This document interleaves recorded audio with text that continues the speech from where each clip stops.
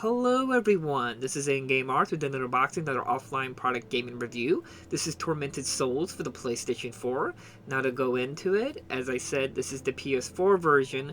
There is a PS5 version, but I wanted to cover this version, the PS4 version, because it came out way later than PS5 version. And I was hoping the PS4 version would have been more up-to-date on the disc, and thankfully it is. At the time of making this video, there were no updates available. Now the on-disc version says it's 1.00. I kind of expected that because usually this is a new physical release of this game, and usually they revert the number back to 1.00.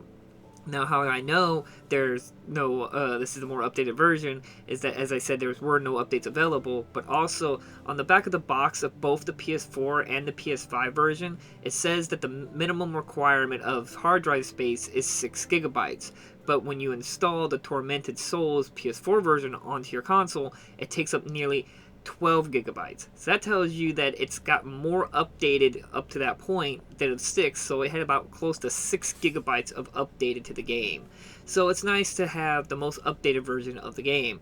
Now I am intrigued to play this on the PS5 version to see, and I might even pick up the PS5 version later to compare them both to see how much the performance difference and so on with missing that nearly 6 gigabyte update.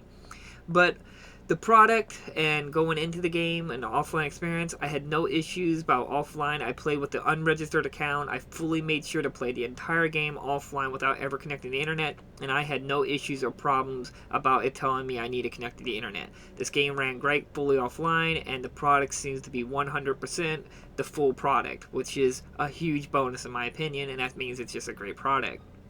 And overall, it's what I come to expect, and it's interesting how we're seeing more and more PS4 versions of games being better than the next-gen version or current-gen, the PS5 or Xbox Series X and so on. So just try to keep that in mind, that sometimes you might want to buy the last-gen version, as that's going to be better than the PS5 version. Just food for thought in some matters. Now, the final thoughts of the game. This was the first time, as I said, playing in Tormented Souls. It's the first game and all this other stuff. But if you don't know, it follows a lot like the old classic Resident Evil style game, with a little bit of mix of like Silent Hill and just among other retro survival horror games. But more inspiration from the classic Resident Evil with fixed camera angles, tank controls, save point, like the save room, and you use like ink ribbons to save your progress. It follows the formula to the point. At least there's also combat in the game, which is a huge bonus. I generally do not like survival horror games that are like a walking simulator and you just hide. I do like games like Resident Evil, Silent Hill, and so on that has some form of combat in the game. And it works generally pretty good. The combat's actually really good. It actually functions as well. The only things I can point out that had issues with the game is both the frame rate. There is some frame rate drops within the game. It's not like game breaking, or there's no need to exaggerate the whole thing, but it is noticeable in certain specific areas in the game. Most notably near the end of the game, where you have a bunch of enemies on the screen and the frame rate does tank. It doesn't come to like a slideshow, but you do notice immediately. The next big complaint is loading times. Going between room to room takes quite a bit of time. I'll even leave it in the video just so you can see how long it's taken to go from room to room. And it just adds up really quickly, especially with a game like this where you're backtracking, running back, going checking things. It's a classic Resident Evil, so you're going to get like an item that you need to run back to another room, to get that item to run back to another room, or if you're lost, that constantly going through rooms, that load time can start adding up really quickly. So I was a little disappointed on that. I am intrigued to see how, if the PS5, if you played this PS4 version on the PS5, if that would reduce that load time a little bit. But it wasn't like a big deal, just surprising. But the next thing you're probably going to notice is the voice acting in the game. Sadly, the voice acting, some would say it's good because it's cheesy. I don't really get that out of it. It felt more like the voice actors were given the script and they were just learning the script and recording it. It just sounds very mono. It feels like very with no enthusiasm. It just feels like they're practicing the script than actually reading the script for the dialogue of the game.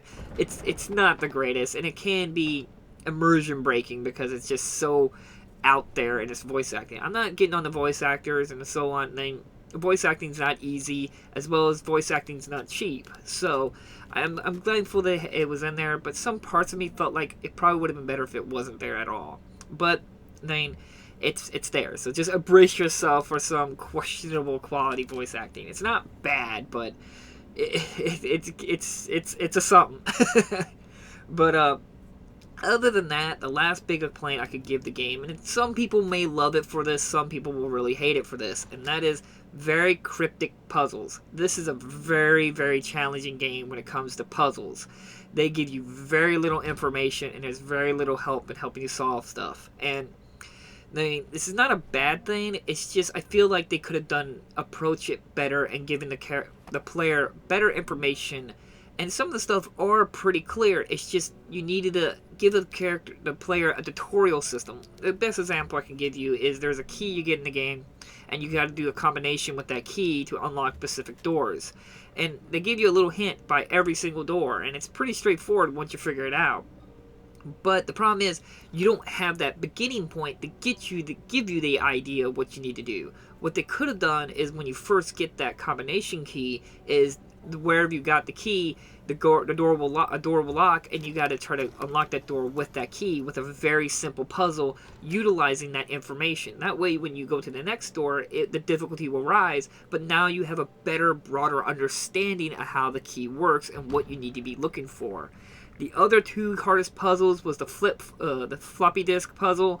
That one, I don't even know how anybody could just figure out that information just off the top of their head, as well as the cash register one. The problem is that you need to convey information in a lot more clearer manner. Some people will be able to maybe pick it up really quickly, but I do believe the vast majority are going to be like, what are you trying to tell me? What is this? I do hope they can fix that. I'm not saying to make it easier, just try to convey the information better, as well as teaching the player the mechanics of your game in a more straightforward manner. And that way when they come across harder puzzles, they kind of got an idea of how to approach your puzzles. That's my next complaint about the game. Other than that, the game is rather short. I play games slower. It took me about 11 hours to beat the whole game. And I'm assuming some people can beat it like in 6 to 4 hours. And as well as that, when you beat the game, there's no real reward. There's no like new game plus or unlocking new outfits. Or at least I didn't get anything, and I got the best ending in the game.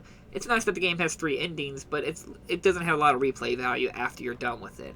But I do think it's a great starting point, and I do love the fact that we're getting a lot of indie games like this, or smaller budget games that are coming out. And I did say that the only way we're going to get back to tank controls and fixed camera is from smaller indie budget games. And I think they nailed it out of the park. The atmosphere is there, the enemies are scary, the style is really good, the story is even quite intriguing, though predictable. I kind of predicted everything that was happening in the game, but I still think they did a pretty good job. Overall, I do highly recommend looking into it if you're a fan of the classic Resident Evil survival horror game style. I wish, though, that the hand controls had a switch option where you can go to tank controls or 360 controls by just going to the options. It is a little annoying that I have to use the D-pad to play in tank controls. I wish I could have just used a joystick. But overall, I think the overall game is still worth your time if you're into these kind of genre games. The game does have a bit of a dark theme, so expect a little bit of uncomfortable scenarios happen in the game, as well as there is partial nudity in the game. So just more information for you. But it's an M-rated game. You should come to expect M-rated mature content in the game. So like always, I try to leave links down in the description if you're an instant copy. Again, I do recommend you picking up the PS4 version, as that's the better version compared to the PS5 version. And like always, I'll see you all in my next unboxing video. Bye-bye!